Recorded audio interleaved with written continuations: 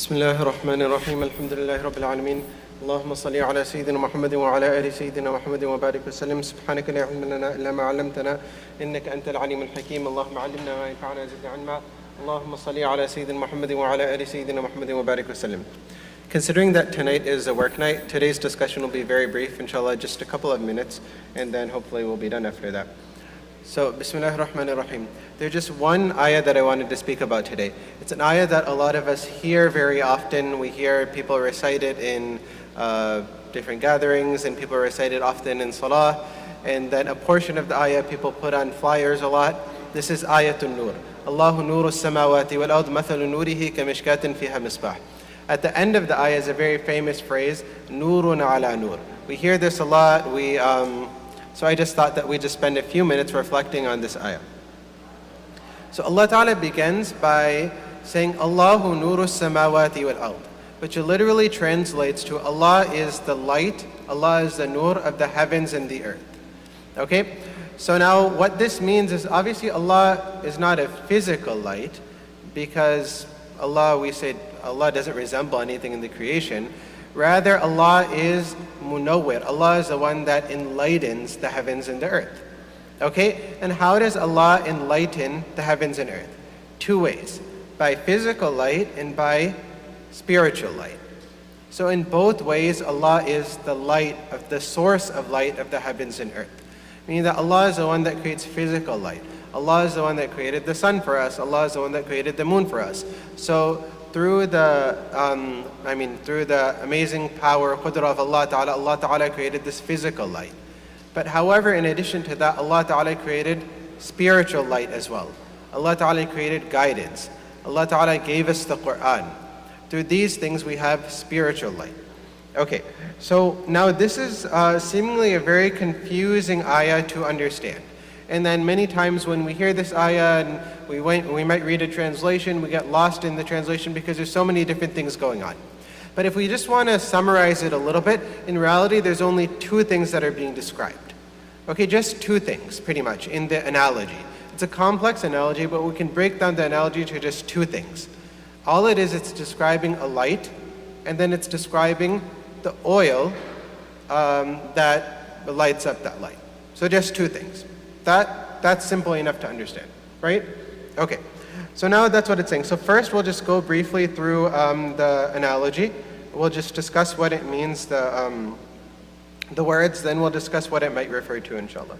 Okay, so Allah Ta'ala says, Allahu nuru samawati wal ard. Allah is the source of light for the heavens and the earth. Then Allah Ta'ala goes on to say, مَثَلُ نُورِهِ كَمِشْكَاتٍ فِيهَا مِصْبَاحٌ الْمِصْبَاحُ فِي زُجَاجَةٍ. The example of His light. Okay, the parable, the analogy of the light of Allah. So this is talking about a specific type of light. Okay, if we're going with this particular interpretation of it, this is talking about the light of guidance. So Allah, His light is general. But this specific type of light, the likeness of it is as follows. Okay, so Allah Ta'ala says, كَمِشْكَاتٍ فِيهَا مِصْبَاحٌ الْمِصْبَاحُ فِي زُجَاجَةٍ. Yeah, basically that's it for this part. So Allah's light, this example of this light is like a niche. A niche. So what is a niche? A niche is like an indentation in a wall. So like, kind of like those bookshelves a little bit. So you see you have the wall, then you have an indentation, that's sort of like a niche. But a niche is more like kind of round. If you've ever seen like, a cartoon or old movie with a castle, you might have seen this. There's kind of an indentation in the wall, and that's where they put a torch, for example. Okay? Yeah, like a mihrab. There you go. So like a mihrab, you can just look behind me and you'll see it. So what is the purpose of that? Well, people put a lamp there, people put a torch there so that the light will spread. Because if the torch is just by itself, then it doesn't really spread so much. But if it's in a niche, then it'll spread across, it'll spread around. Okay, so you have kamishkatin fiha misbah, a niche in which there's a lamp. So imagine a niche in the wall, and in the wall there is a lamp. Al-misbahu fi zujaja. So then the lamp is inside, so the lamp, like literally the fire part of it, and the lit part of it is inside some glass. Okay, so it's starting to get complex over here. but let's not get lost in the seeming complexity of the analogy. In reality, it's just talking about one thing. It's talking about a light. Okay? Yes, the light is in glass, and yes, the glass is in a niche in the wall, but in reality, it's all just like sort of one unit. There's various components to it, but it's just sort of one unit. Do we understand? Yes. Okay, so now what does that do? What is the function of the glass and what is the function of the niche? To project the light. Does that make sense? So the likeness of the light of Allah is basically like this very radiant light. Does that make sense? Okay. And then it says that الزجاجة كأنها كوكب دري يوقد من شجرة مباركة زيتونة لا شرقية ولا غربية يكاد زيتها يضيء ولو لم تمسسه نور على نور يهدي الله لنوره من يشاء. So this lamp, or it's like a radiant star. It's like a star that's very effulgent, it's very radiant. We can imagine the light is shining very brightly.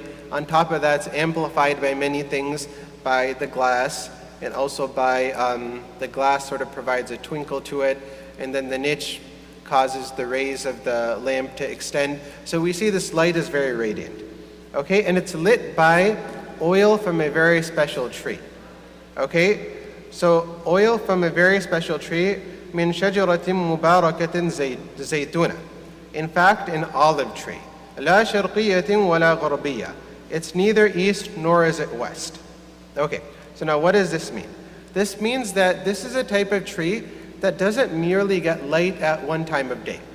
So if you have a tree that's, let's say, on one side of a forest or something like that, then if it's on, let's say, the eastern side, then it'll get light in the morning, but in the evening or afternoon, basically, it's not going to get light. Does that make sense? Why? Because the sun will be on the other side, so the light is not going to reach the side that the tree is on. Similarly, if the tree was on the western side of the forest, then it would get light in the afternoon and evening, but it wouldn't get light in the morning. Does that make sense? Right. So it's saying that this tree that from which we extract the oil that we light up the lamp with, it's neither east nor is it west. Basically, it's an open clearing, and it gets sunlight at all times of day. Okay? So now what's so special about that? What's special about that is if a tree only gets light half the time, or a part of the day, not the full day, then it doesn't necessarily grow to its full potential. The fruit that it produces, in this case olives, and olives have oil in them, what it produces is not going to it's not going to taste as good as if it was experiencing light all the time. Okay, if it's getting light at all times of day, then it grows its full potential, it gets all the sunlight that it needs, and then its fruits come out very nice and tasty. So it's saying that these are very, very good quality olives and hence very good quality oil. In fact, this oil is so, it's so transparent, it's such a radiant color, it's almost effulgent. يَكَادُ زَيْتُهَا يُضِيءُ وَلَوْ لَمْ تَمْسَسْهُ نَارٌ. As if it's going to light up even without you actually lighting it. So that's how bright it already is. Does that make sense? So this oil is so bright. Even if we don't light it up, it almost as if it's actually almost gonna light up by itself. Okay? So like for example, we can see if anybody has seen, if you've had some fire and there's some oil next to it, it's almost as if like the flames of the fire, they can sort of jump towards the oil. Right? So as if this oil is almost about to light up by itself without the fire actually even touching it. It's like attracting this fire to it. Does that make sense? Okay. So now the example is seeming a little bit complex, but let's break it down again. In reality, we're just talking about two things. We're talking about the lamp. Obviously, this lamp is in this unit of the glass and in the niche, but it's basically one big thing, just the lamp. And the lamp is lit by some oil. We described a little bit about the oil, but at the end of the day, it's oil. Does that make sense? So only two things that we need to, let's not get lost in the analogy. Okay, now, so now when this oil, actually it gets lit up, then it's very bright, it's very effulgent, even more so than before. Nurun ala nur, light upon light. Okay, so now what does this mean? There's a couple of different interpretations of this. The first interpretation is this. It's saying that, we'll take the more common interpretation, we'll discuss that last. Okay, so the first interpretation is this, that if we look at the previous ayah, Allah Ta'ala says, وَلَقَدْ أَنزَلْنَا إِلَيْكُمْ آيَاتٍ مُبَيِّنَاتٍ وَمَثَلًا مِنَ الَّذِينَ خَلَوْا مِنْ قَبْلِكُمْ مُوعِظَةً لِلْمُتَّقِينَ. That Allah has revealed to you very clear ayat. Okay, so the ayat of Allah, the signs of Allah are very clear, very apparent. So now this can be an extension of that. Okay, this is the first interpretation, saying that Allah's signs are so clear. It's just like this radiant, very effulgent light. If there's this extremely bright light that's shining, and there's no light anywhere else around, can you miss that light? You can't miss it because it's so obvious, it's so clear, you're going to have to see it. Right? Similarly, the signs of Allah are so clear. If we take this interpretation, then the ayah before and this ayah get connected very well. Does that make sense? The signs of Allah are so clear. If we're just to look around, وَفِي الْأَرْضِ آيَاتٌ لِلْمُوقِنِينَ. If you look at the earth around you, study some biology, study some geology, you'll see that, wow, subhanallah, Allah is the one that created all of this. وَفِي أَنفُسِكُمْ أَفَلَا تُبْصِرُونَ.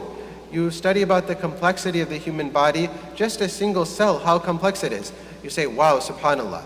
So the signs of Allah are so clear, right? The signs of Allah in the world around us. Or the ayat of Allah, the signs, ayah literally means sign, the signs of Allah in the Quran. If we read the Quran with an open heart, then it's like this radiant light. We can't not see it. We'd have to be blind to not see it. So the signs of Allah or the verses of Allah are just so clear. It's just impossible not to see. Does that make sense? So interpretation number one is that the signs of Allah are like this radiant light. You can't not see it. That's how apparent it is. Okay, and the other adyan, other religions, they're like ظُلُمَاتٌ بَعْضُهَا فَوْقَ بَعْضٍ. They're like darkness. Islam is like light, they're like darkness. We can't help but to see this light. That's the first interpretation. Interpretation number two. So now if a torch is inside a niche, then let's say, the windows are open and there's a breeze or the fan is on or something like that, it's not going to blow out the torch. Okay, if the torch is just in the open, then and there's a wind blowing or something, then what might happen? Maybe the fire will get blown out. But then if it's protected inside a niche, then the wind is not going to blow it out. Why? It's going to just pass in front of it, but it's sort of protected by this niche, this sort of wall that's kind of enclosing around it. It's not going to be able to blow out the fire. Right? Similarly, so this is interpretation number two. The deen of Allah is like that. Winds will come and try to extinguish the light of Allah. يُرِيدُونَ الْيُطْفِئُ نُورَ اللَّهِ بِأَفْوَاهِهِمْ وَاللَّهُ مُتِمُّ نُورِهِ وَلَوْ كَرِهَ الْكَافِرُونَ. They want to extinguish the light of Allah. Not going to happen. وَاللَّهُ مُتِمُّ نُورِهِ. Allah is going to complete His light. Does that make sense? Okay, so I'll just mention one or two quick examples of this. This is like in the Soviet Union, they systematically tried to eradicate religion entirely. People weren't allowed to practice Islam whatsoever. If we read some of the accounts of what happened in that time, how people preserved the Quran, there were still people who practice Islam and who memorize the Quran, preserve the Quran, even in those times. How would they do it? They would lock themselves up in the middle of like a building, surrounded by maybe beer cans, empty beer cans, so that people wouldn't have any suspicion. And they would pack food with them, they would stay there for months at a time until they memorized the Quran. There's a very prominent or very senior scholar of Turkey today. His name is Sheikh Amin Siraj. He's the last person in the world to have ijazah from Sheikh Zahid al-Kawthari, who is one of the greatest Turkish scholars of, recent times. One of the greatest Hanafi scholars of recent times, we can say. Sheikh Zahid al-Kawthari. So this person, he's alive today, very elderly. Sheikh Amin Siraj, he's the last person to have met Sheikh Kawthari in the world today. So Sheikh Amin Siraj, this I heard from Sheikh Muhammad Awama, who's a very prominent scholar of Syria. He said that his nose is bent. The reason is, Sheikh Amin Siraj grew up in Turkey at a time when Kemal Ataturk was in power. And he again tried to crack down on religion. He tried to crack down Islam. So it wasn't allowed for people to study the Quran. It wasn't allowed for adhan was not allowed to be called. Things like that. So Sheikh Amin Siraj, he wanted to memorize the Quran, but he'd only be able to do so late at night. like 12 o'clock, 1 o'clock, when the authorities weren't around. So then he would do that. He would get up at that time every day to memorize the Quran, but it's late at night, so sometimes he would fall asleep. He would fall asleep on the Quran. And this would happen so often that even till today, his nose is bent. يُرِيدُونَ الْيُطْفِئُ نُورَ اللَّهِ بِأَفْوَاهِهِمْ. They want to extinguish the nur of Allah. وَاللَّهُ مُتِمُّ نُورِهِ. Allah will complete the nur. Whatever they try to do, there'll still be nur today. Just one last thing in regards to this. I have a good friend. He was actually a roommate of mine. He's from Russia. He studied with me in Darul Zakaria. He sent me some pictures, and he was explaining to me that in his masjid, they had an adhan competition for children. They also had a salah competition, a namaz praying competition. And they would judge the children based on how well they could pray namaz. And when he showed me some pictures, he said that his students are the ones that got first place and second place in the namaz praying competition, mashallah. He said that when I saw it, I was amazed, because this is in what was formerly the Soviet Union, where they cracked down on religion. People weren't allowed to pray salah whatsoever. Yet now in the same place, they're having children who are winning salah praying competitions, mashallah. Okay, so we mentioned two interpretations of this. One is that the ayat of Allah are so clear, you just have to be blind not to see them. Second interpretation is Allah will complete His nur. Allah will not let the nur get extinguished, just like a flame is protected inside a niche. The third interpretation of this, and the most common one, and I'll just end with this, that the light of Allah, this is talking about the light of hidayah, the light of guidance. Okay? So this is in the heart of a believer. So now, مَثَلُ نُورِهِ كَمِشْكَاتٍ فِيهَا مِصْبَاحٍ. This mishkat, this niche, as we talked about, this is like the chest of a believer. It's like a rib cage. You look at a person's rib cage, kind of looks like a niche. Okay, so this mishkat is like his rib cage. Okay, so now this light, the lamp of, we'll talk about that in a second, but this lamp is inside fi zujaja. It's inside some glass. The glass is the heart of a believer. So the heart of a believer is inside his chest, or inside his rib cage. And inside the heart of a believer there is this lamp. Okay? Is everyone following? Again, let's not get lost in an analogy, just basically one unit, just a lamp. Okay? Okay. Now, why is the heart of a believer likened to glass? Well, there's a couple of things. One thing is that glass, you can only see through it. It's only nice when it's clear, when it's not dirty. Similarly, like we heard today, إِلَّا مَنْ أَتَى اللَّهَ بِقَلْبٍ سَلِيمٍ. The heart of a believer is only good when it's not polluted by any spiritual diseases.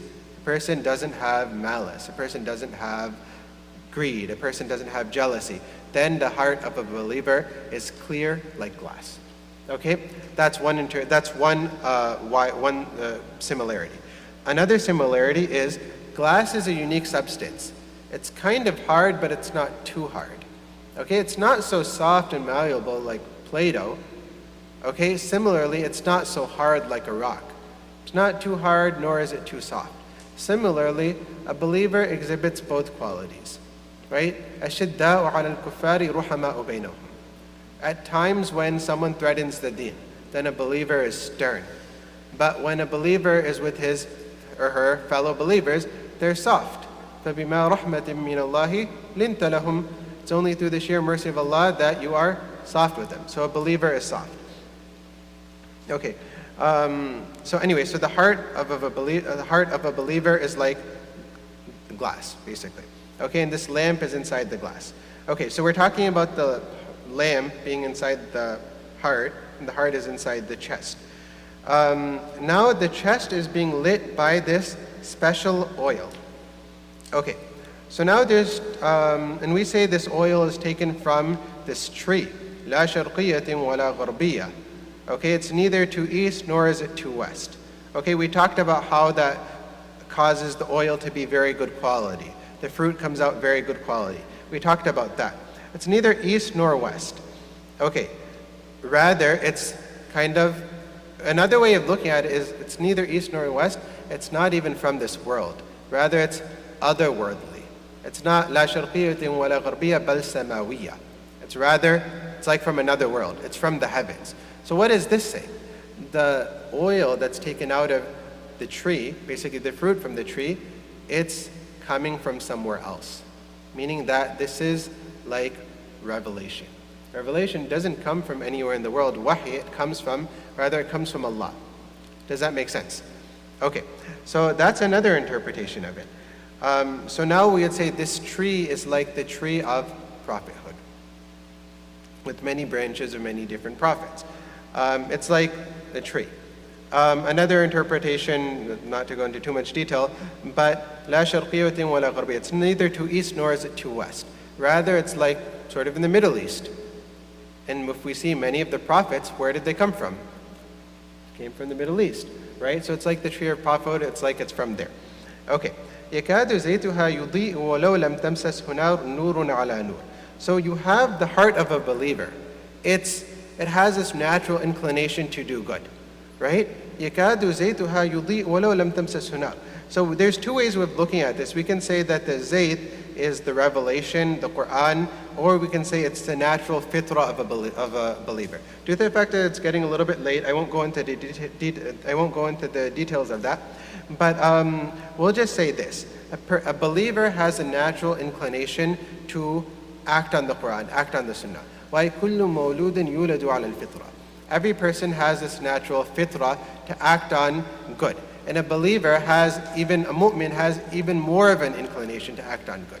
So as if the oil, it's almost about to be lit, even if light is not even touching it, right? However, when the light touches it, you get nurun ala nur, light upon light. Why? You have the natural nur that's in a believer. And then on top of that, you're adding the nur of the Quran to it. You're adding the nur of the Sunnah to it. You're adding the nur of ilm to it. So then you're getting light upon light. So now very quickly, I'll just conclude with this. You have, in this, Allah Ta'ala is likening guidance. If we take this third interpretation, Allah is likening guidance to light. Okay? And this obviously is metaphorical. However, in the next life, in the akhirah, it's going to be actual light. Allah Ta'ala describes in Surah Tahrim,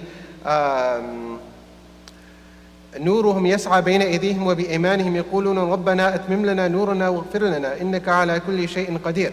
That people will have light and the light will be streaming out for them. يسعى بين أيديهم وبأيمانهم. Then they're going to say, oh Allah, ربنا أتمم لنا نورنا واغفر لنا. Please complete our light for us. In the para before, in Surah Hadid, Allah Ta'ala talks about how the believers will have light, but the munafiqun, they'll have no light. يوم ترى المؤمنين والمؤمنات يسعى نورهم بين أيديهم وبإيمانهم بشراكم اليوم جنات.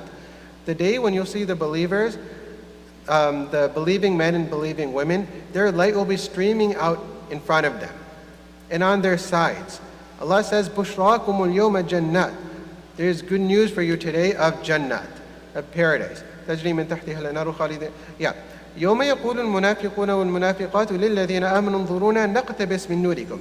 So now this is in the akhirah, this is going to be physical light. The munafiqun, the hypocrites, they're going to see this light and they're like, oh my God, we don't have any light. انظرونا نقتبس من نوركم. They're like, here, over here, نقتبس من نوركم. Let us take some of your light. قيل ارجعوا وراءكم. It's going to be said to him, go back where you came from. فالتمسوا نورا. Go look for some light over there. فضرب بينهم بسور له باب. So then a wall is going to be erected between them. باطنه فيه الرحمة وظاهره من قبله العذاب. On one side of the wall will be mercy, on the inside. On the outside will be punishment. They will call out to them, أَلَمْ نَكُمْ مَعَكُمْ, weren't we with you? And then the ayat go on to say that, yes, you're with us, but you followed your desires and stuff. So we see that in the next life, this light that's metaphorically hidayah in this world will actually be physical light in the next world. So we ask that Allah Ta'ala grant us hidayah in this world. We ask that Allah Ta'ala grant us light in the next world. رَبَّنَا أَتْمِمْ لَنَا نُورَنَا وَاغْفِرْ لَنَا إِنَّكَ عَلَى كُلِّ شَيْءٍ قَدِيرٌ وصلى الله على النبي الكريم.